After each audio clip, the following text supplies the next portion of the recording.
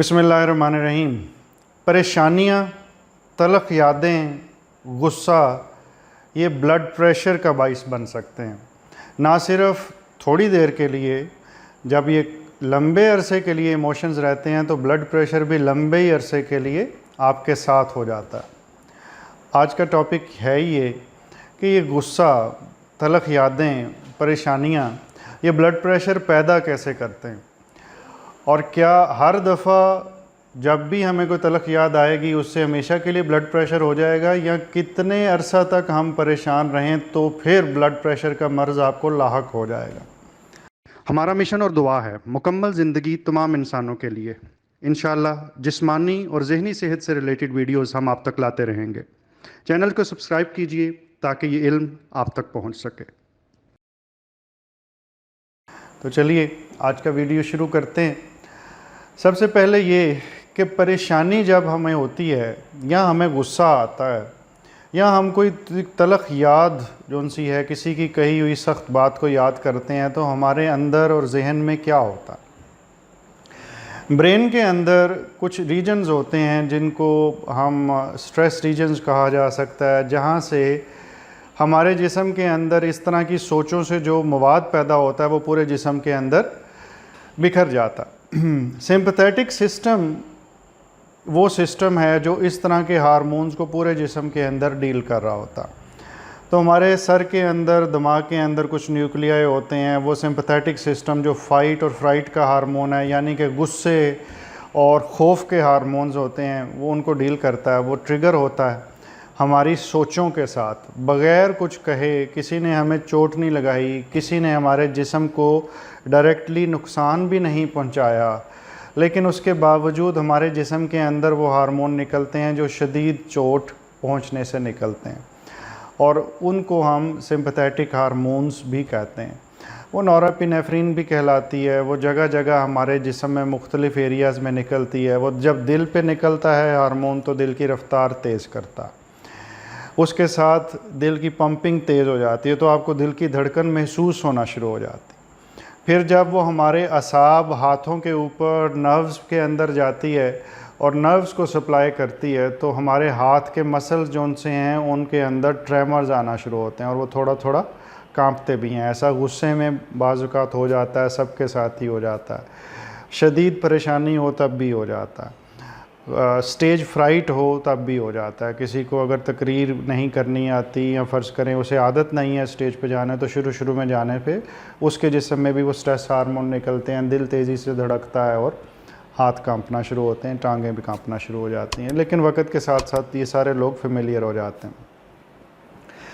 यही चीज़ फिर गुर्दे के अंदर जाती है, तो गुर्दे के अंदर से एक हार्मोन निकलना शुरू हो जाता है जिसे रीनिन कहते हैं, और वो ब्लड प्रेशर पैदा करना शुरू होता है। तो दिल की रफ़्तार भी तेज़ हो गई, मसल्स भी टेंस हो गए, पट्ठे भी खिंच जाते हैं, बीपी भी बढ़ जाता है, और ओवरऑल मूड के अंदर भी एक हैजान की कैफियत होती है कि जैसे पता नहीं क्या होने वाला। ये सब कुछ हमारे जहन की सोचों से ही पैदा हो रहा। थोड़ी देर के लिए तो ये मुनासिब है, और कैसे मुनासिब है मैं बताता हूँ, लेकिन लॉन्ग टर्म में जब ये होता है तो ये बीमारी है। थोड़ी देर के लिए कैसे है कि ये जो स्ट्रेस हार्मोन है, कुदरत ने हमारे जिस्म के अंदर ये सर्वाइवल मैकेनिज़्म बनाया है। यानी कि हम अगर सर्वाइव किए हैं एज़ ह्यूमन बीइंग्स, या इंसान के होने के नाते जो हमने सर्वाइव किया पिछले इतने अरसे में, हम बच गए हैं। हम डायनासोर से बच गए हैं, हम शदीद सर्दियों से बच गए हैं, हम स्टोन एज से बच गए हैं कि जिसके अंदर हम गारों में रहा करते थे जंगली जानवरों के साथ। वो इस वजह से कि हमारे अंदर ये सिस्टम इम्प्लांट किया होगा ऊपर वाले ने। जब हम किसी शेर को देखते थे, हमसे मुराद के हमारे वो वाले बड़े जो गारों के दौर में रहा करते थे, तो वो फौरी तौर पे उनको, शेर को देखते ही उनके जिस्म के अंदर ये वाले हार्मोन निकलते थे, उनके मसल्स की सप्लाई बढ़ जाती थी, और वो आम रूटीन से ज़्यादा तेज़ी से भाग सकते थे। सप्लाई बढ़ गई मसल्स को, अब मसल्स भाग सकते हैं, दरख्त पे चढ़ना जान बचाने के लिए चढ़ सकते हैं, और अपनी पूरी जान मारते थे अपने आप को बचाने के लिए। दूसरी तरफ अगर शिकार पकड़ना है तो उसके पीछे भागना है, उसके लिए भी ये हार्मोन निकलते थे, पूरी जान के साथ उसके पीछे भागते थे, और फिर शिकार पकड़ते थे तो खाते थे और ज़िंदा थे। दूसरी तरफ अगर भाग जाते थे शेर से तो फिर भी ज़िंदा थे। तो ये हार्मोन्स हमारी सर्वाइवल का बाइस बने। लेकिन मसला ये है कि अब वो शेर तो नहीं रहे, शायद हमें हिरन का शिकार भी नहीं करना पड़ता, हम मुर्गियाँ खाते हैं आजकल ब्रायलर। लेकिन हमारे जहन के अंदर जब भी स्ट्रेस पैदा होता है किसी भी वजह से, तो वही सारा सर्कल चल जाता। फ़र्क ये था, पुराने ज़माने में आपको अगर कोई परेशानी आती थी, स्ट्रेस आता था, तो ये था कि आपने सांप शेर देख लिया तो या तो आप उससे बच जाते थे या वो आपको खा लेता था। दोनों सूरतों में आपकी टेंशन ख़त्म हो जाती थी। लेकिन आजकल ये तमाम परेशानियां हमारे जहन के अंदर मुसलसल चल रही होती हैं और दुनिया के चैलेंजेस ऐसे हैं कि रोज़ाना दिन में कई ऐसे सांप, कई ऐसे शेर देखने पड़ते हैं जो फ़िज़िकली तो नहीं हैं, लेकिन वो मुख्तलिफ़ इत्तलात की सूरत में, मुख्तलिफ़ इंफॉर्मेशन की सूरत में कि हमारे कारोबार को ये हो गया, बच्चे को ये हो गया, सिचुएशन को ये हो गया, दुनिया में ये वाली बीमारी आ गई, मईशत को ये हो गया। ये सारी चीज़ें मुसलसल स्ट्रेस का बाइस बनती हैं। तो कोई भी चीज़ आर्जी तौर पे उतना नुकसान नहीं देती, लेकिन जब वो परेशानी वो मुसलसल रहती है तो वो बीमारी बन जाती।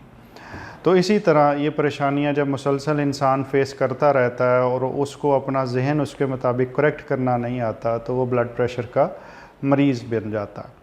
इसी तरह गुस्से का मर्ज़ है, गुस्सा भी एक मर्ज़ है जो मुसलसल अगर आता रहे तो वो भी ब्लड प्रेशर का बाइस बनता। अब इसके बारे में ये मैं अपनी राय बात नहीं कर रहा, अगर आप साइंटिफिक लिटरेचर भी देखना चाहें तो आप हैरान होंगे कि रुमिनेशन जिसको हम कहते हैं कि जनाब याद करते हैं कोई तलख़ हकीकत, तो इसके ज़रिए आपका बीपी बढ़ जाता है। और जो लोग पुरानी बातें याद करते रहते हैं और जहन में चलाते रहते हैं, उनका ब्लड प्रेशर का मर्ज़ वक़्त से पहले शुरू हो सकता। दो केस में जेनेटिक्स का रोल है, लेकिन आज की टॉपिक का वीडियो मैं इस चीज़ पे फोकस कर रहा हूँ कि हमें ये भी सोचना है कि हम क्या सोच रहे हैं। अगर कोई चीज़ हमें तकलीफ़ दे रही है तो ज़रूरी नहीं कि हमने उसकी बाल की खाल निकालनी है, वरना जिसके बारे में सोच रहे हैं उसे तो कोई फ़र्क नहीं पड़ेगा, आप ख़ुद बीमार हो जाएंगे। और ये साइंटिफिक लिटरेचर इसके बारे में बहुत ज़्यादा मौजूद है। दूसरा, जॉब स्ट्रेस के बारे में मैं आपको बताऊं कि लोगों को टेंशन होती है, मुझे जॉब पे ये प्रॉब्लम है, जॉब अच्छी नहीं चल रही, इसमें ये प्रॉब्लम है, ये टारगेट्स अचीव नहीं हो रहे। इसकी वजह से 2013 में एक स्टडी आई थी, मैग्नाविटा उसके ऑथर थे, और उन्होंने बताया कि जॉब स्ट्रेस और नींद की कमी, यानी कि नौकरी की प्रॉब्लम्स, नौकरी ठीक नहीं हो रही, नौकरी पे काम पूरा नहीं हो रहा, या नौकरी के चैलेंजेस ज़्यादा हैं और नींद पूरी नहीं हो रही, लोगों को इस वजह से भी ब्लड प्रेशर हो गया। फिर उसके अलावा ब्लैक्स जो हमारे दोस्त हैं या हमारे जो स्याह फाम दोस्त हैं, उनके अंदर स्टडी की गई जिनको लगता था कि स्याह फाम होने की वजह से हमारे साथ ज़्यादती हो सकती है, हुई नहीं है, हो सकती है, उनको रेसिज्म फ़ील होता था, तो परसीव्ड रेसिज्म की बुनियाद पे उनका ब्लड प्रेशर बढ़ना शुरू हो गया।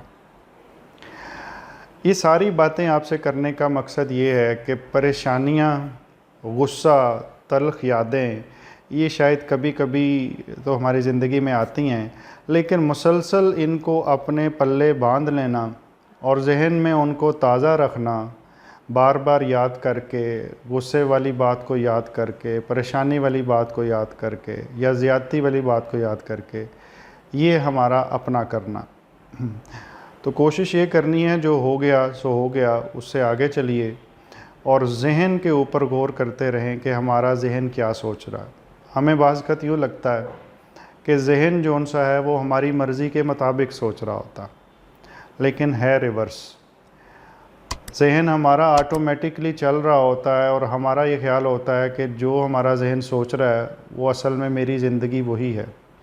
लेकिन अगर आप कभी अपने जहन को कूल एंड काम करना सीख लें मुराकबे के ज़रिए, मेडिटेशन के ज़रिए, तो हो सकता है ब्लड प्रेशर का मर्ज़ वैसे ही ठीक हो जाए। तो दवाई के अलावा भी एक तरीक़ाकार है और मैं कोशिश करूँगा ये मेडिटेशन या मुराकबा, इसके बारे में भी वीडियोस बनाऊँ कि दवाई के बग़ैर स्ट्रेस को कैसे मैनेज किया जाए। मैं उम्मीद करता हूँ कि इस वीडियो से आपकी ज़िंदगी में कोई आसानी पैदा होगी। अल्लाह ताला आपको मुकम्मल ज़िंदगी दे और दूसरों की ज़िंदगी मुकम्मल करने का शर्फ़ अता करे। Thank you.